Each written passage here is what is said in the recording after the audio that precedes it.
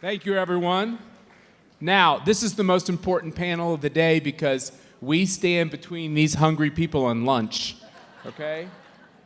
So we promise that we will be respectful of your hunger pangs, okay? Thank you all for joining us. Thank you all for being at CPAC. We're going to start with the congressman. We've all had our own special challenges in the era of, I'm not calling it COVID, just so you guys know, I call it Chinese Corona.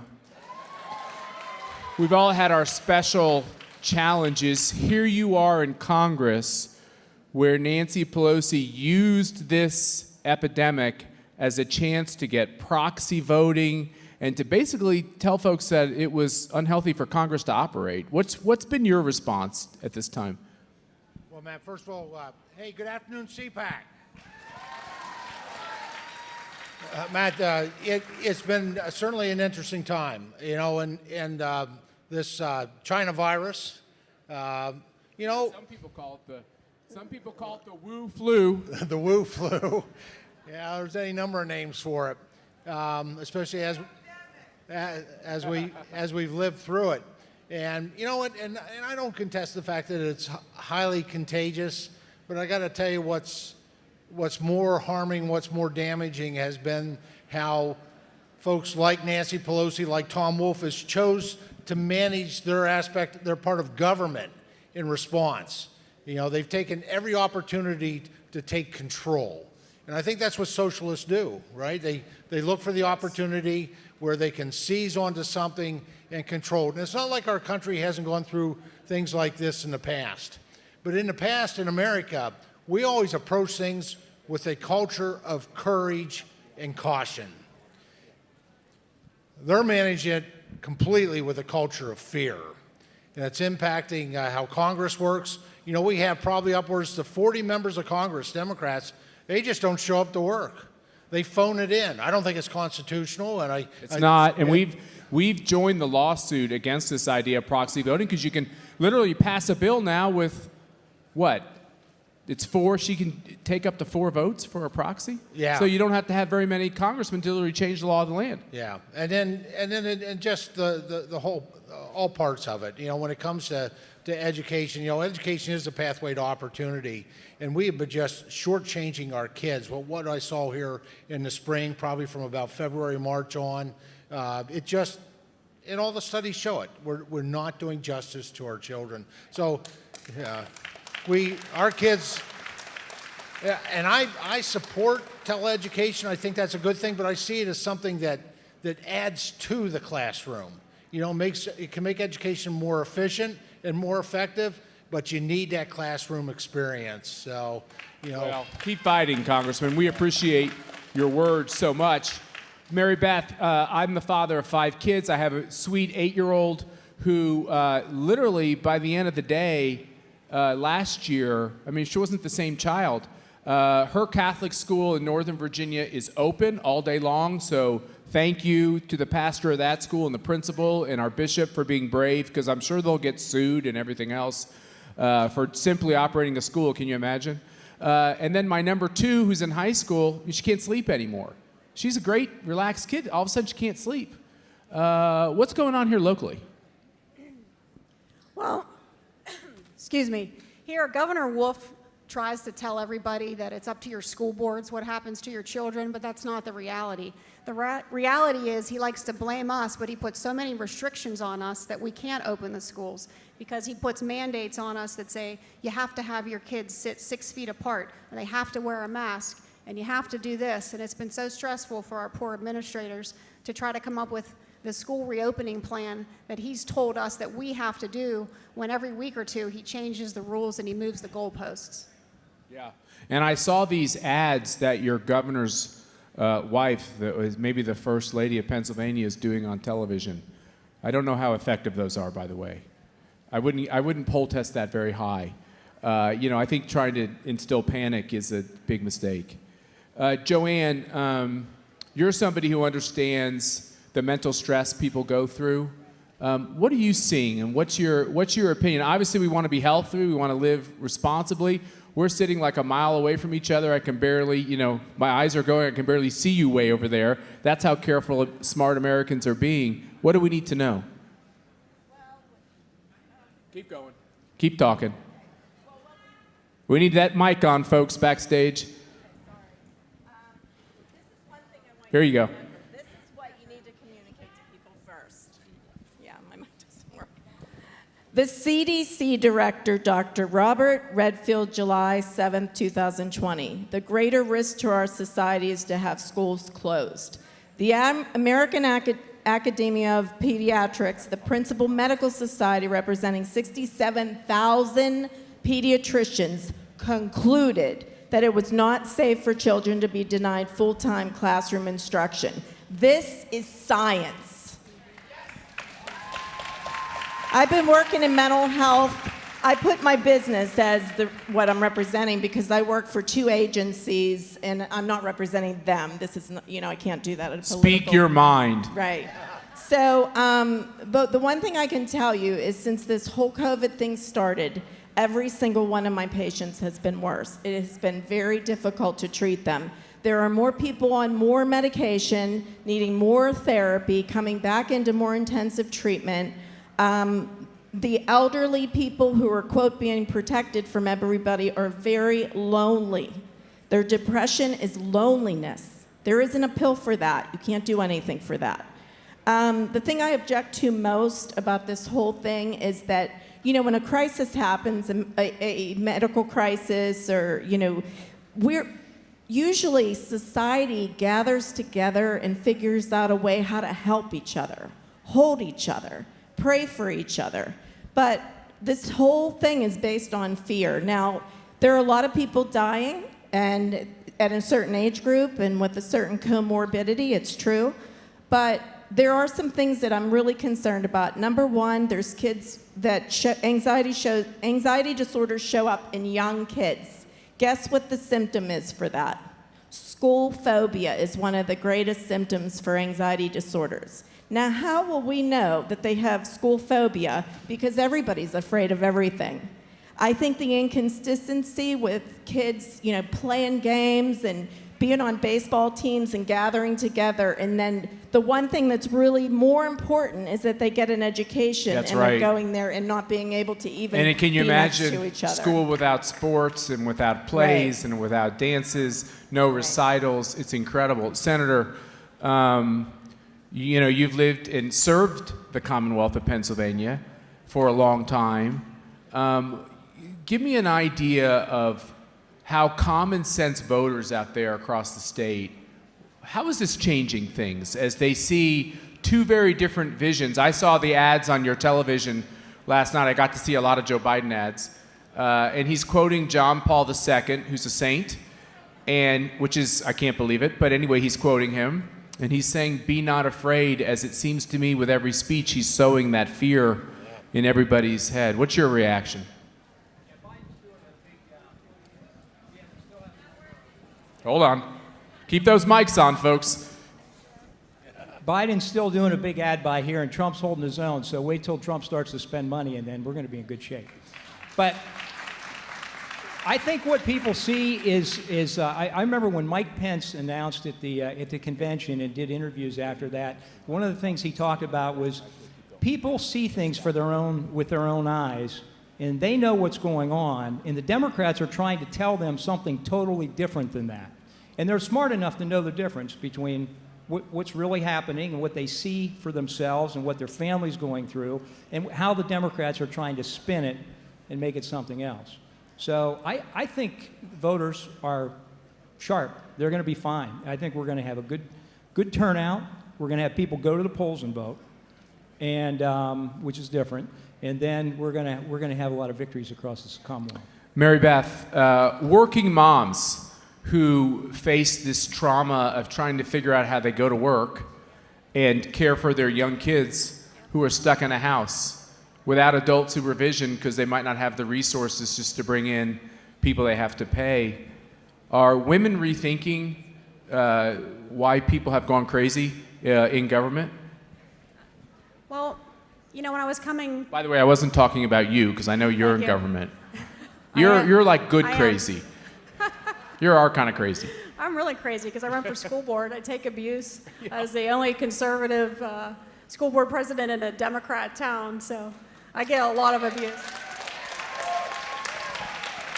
But the bottom line is that even in a Democrat town, I'm digressing from your question, even in a Democrat town, there's a lot of conservative Democrats and they appreciate common sense. So it's very important if you are a conservative that you run for school board, because you need to be in there and you need to see what your kids are learning, and you need to be the one that's getting the emails from the parents saying, I don't like what my teacher said, and I don't like what they're teaching, and I don't like this, and I don't like that, because that's where you make a difference.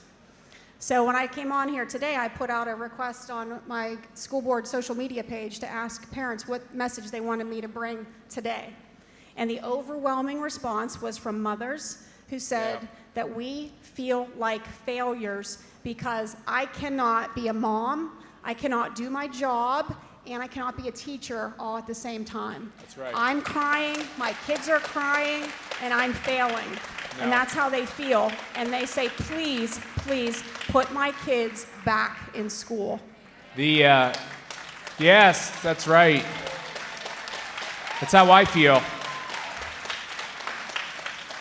We have, as I told you, we have 7 of us in our family, and my oldest daughter, who's a little bit of a smart aleck, decided she would rank us emotionally depending on how we were handling all this.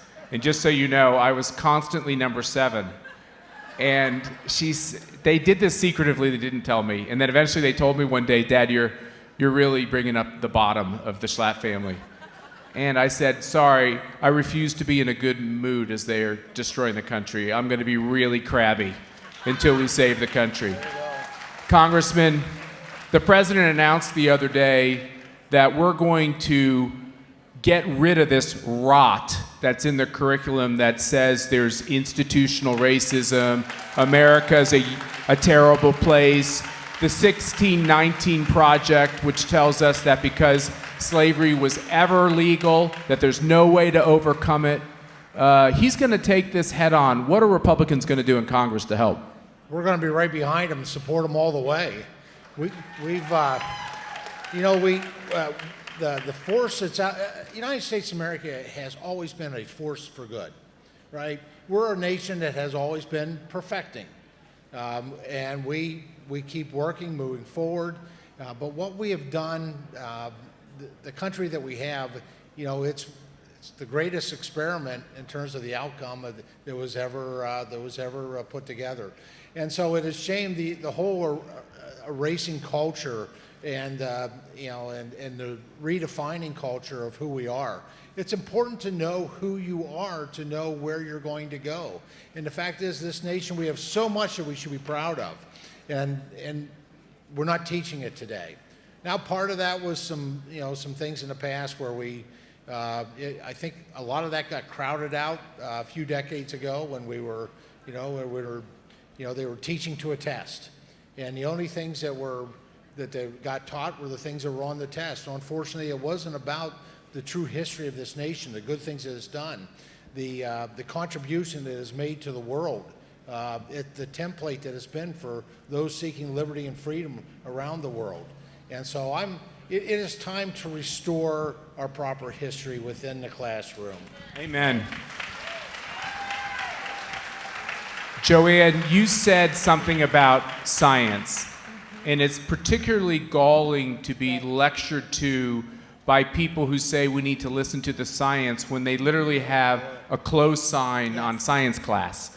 Yep. Help us understand practically, where do we go for information to help our kids? If we're feeling stressed, as I have clearly, because I'm the last one in the Schlatt family, right? So I get it. It's very easy to get stressed out these days. Since we can't listen to all these smart people who are supposed to know everything, who are we supposed to listen to?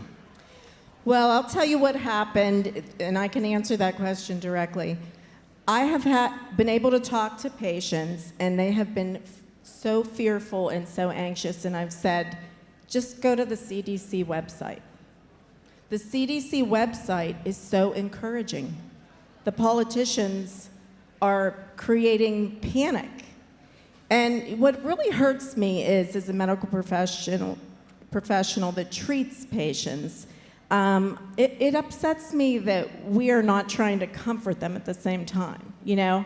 Like, for instance, let's talk about hydrochloroquine. So hydrochloroquine may help, we know, in early disease, right? So I'm in my work, and the doctor mentions to me, we're talking about, I don't think he's conservative, but he's Jewish, a man of faith. So we were having this conversation, and I said, when in science do we decide that medicine can't be talked about? Like, it can't be brought up. Like, for instance, the side effect for hydrochloroquine was an arrhythmia, a cardiac arrhythmia. I give many antipsychotic drugs that can cause an arrhythmia, and patients are told about it. So can watching CNN. I can speak from Exactly. personal experience. I often have to drug after those episodes. Advice number No, two. I didn't mean to stay cut you off. CNN. I couldn't resist. I'm sorry. That's okay. I do want to say one more thing. I'm really concerned about the mental health of our kids and what they're watching happen in our streets. We're not even considering all the violence and all the anger, the suppression, the forcing people to kneel down. This, psychologists normally are on the liberal side, so they're not speaking up about it, but it's something we really should, I think Republicans and conservatives should be taking up now. So I was recently had the honor to go to the White House to hear the president give his acceptance speech, and I had to go to a restaurant across from the Trump Hotel, and some of these Black Lives Matter instigators were there, and I had that moment, like if they come over and demand that I put my hand in my fist, and I said to myself, I think it's what we should all do. We should stand up and sing our national anthem at the top of our lungs. I've seen some kids do this. Right. We got to teach our kids to be proud and to have a tactic. I think we actually need practical Exactly. tactics when they come to a senator. I was very heartened to know, the President Trump has picked obviously almost 3 Supreme Court justices and hundreds of judges, and including this great Judge Stickman, who is a young man who stood up and said to your governor, no. No. He stood up for the Constitution, which was awesome. Yeah. That's all right. So, Senator, what does that practically mean? Can we get more of Pennsylvania open?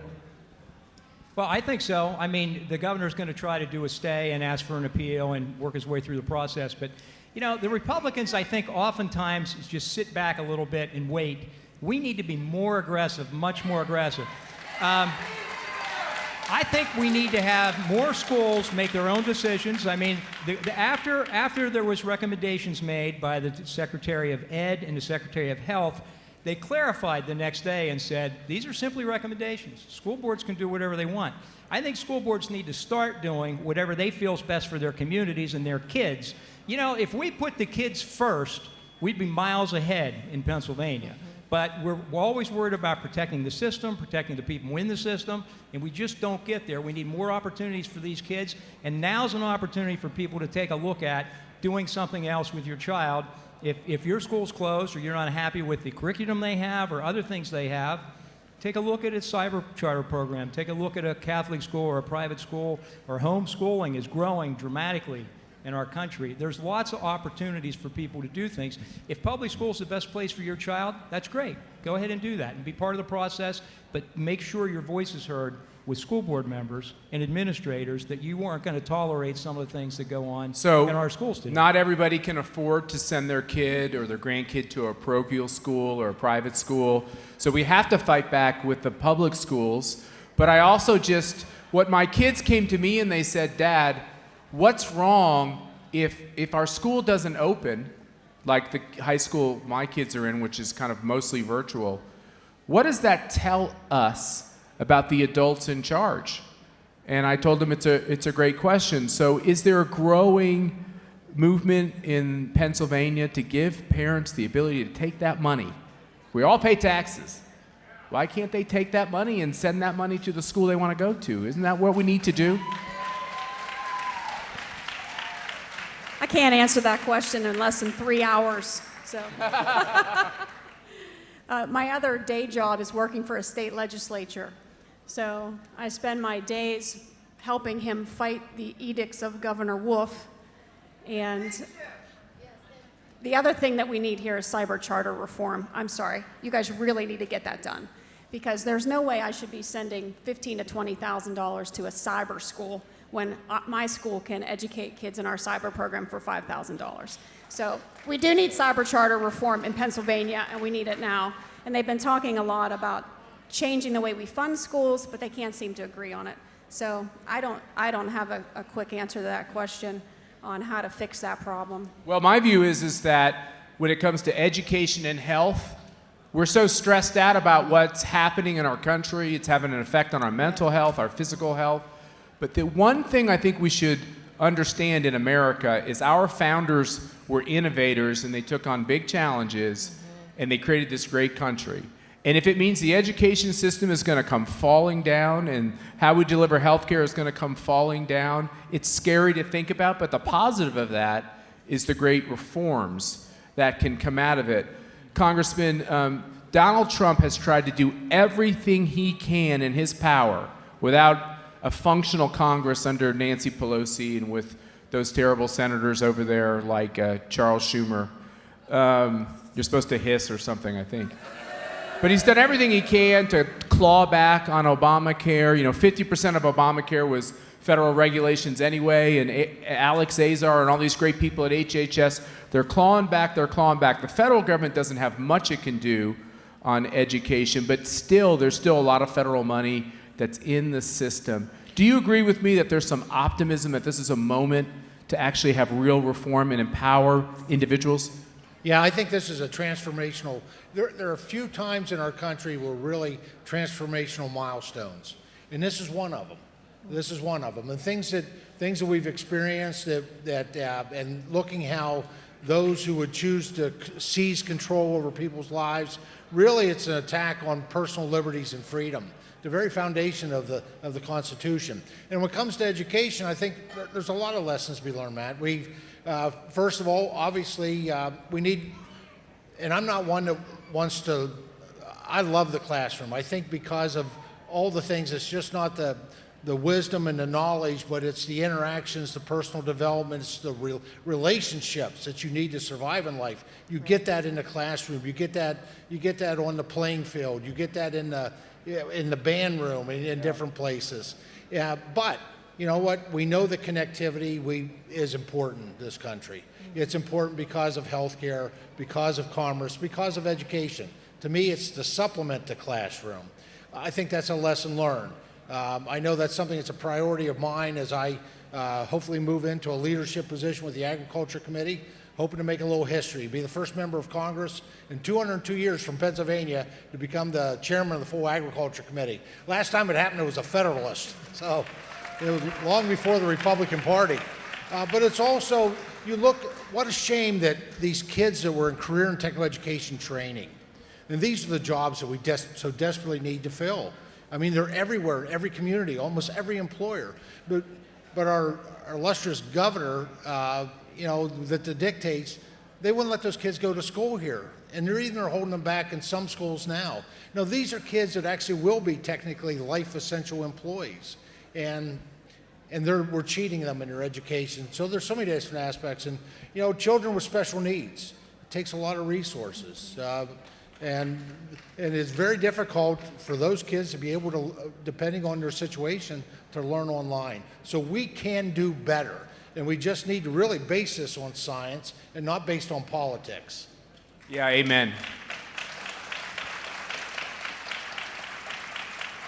Joanne, we got less than a minute. Just very quickly, tell us why it's important to monitor what our kids are reading and watching. We have this disgusting new movie, Cuties. We have all of these predators that are trying to get inside our kids' brains. Right. What do parents need to be aware of? Well, I think Christian parents and conservative parents have been way too lax in they're in school to educate people about it. I think with our kids, I think we have to teach them our values. And then I think we have to insist that they're able to play out those values in their public school or their Christian school. I actually think that children are hungry for that.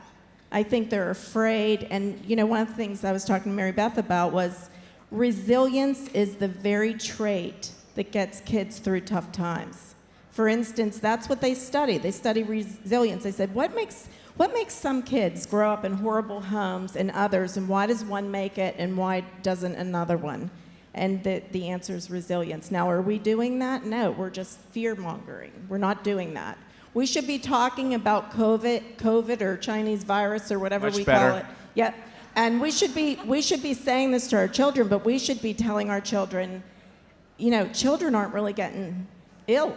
They're not dying at a high rate. That's right. And so, but we're not allowed to do that. You said go to the CDC website. As you all know, last week in the CDC actually confirmed 10,000 COVID deaths, people who simply died because they contracted corona, and that is terrible, tragedy. Yeah. But of course, that is much different from what fake news and these other people who are politicizing the virus tell us. Look, I think I want to summarize this panel. Open up the economy, right? If big companies and Amazon and Target and all these big companies can be open, small companies, mom and pops can be open. Absolutely. Open up the schools. If somebody has a health risk, allow them to do online schooling. Let parents have more choices, but open up those schools. Quit taking this politics out on our kids. And then finally, don't politicize science. Don't try to panic us. Don't try to scare us. Just give us the straight facts and let the American people take it from there. I want to thank all of our great panelists. Thank you all for coming here. And next is lunch. All right.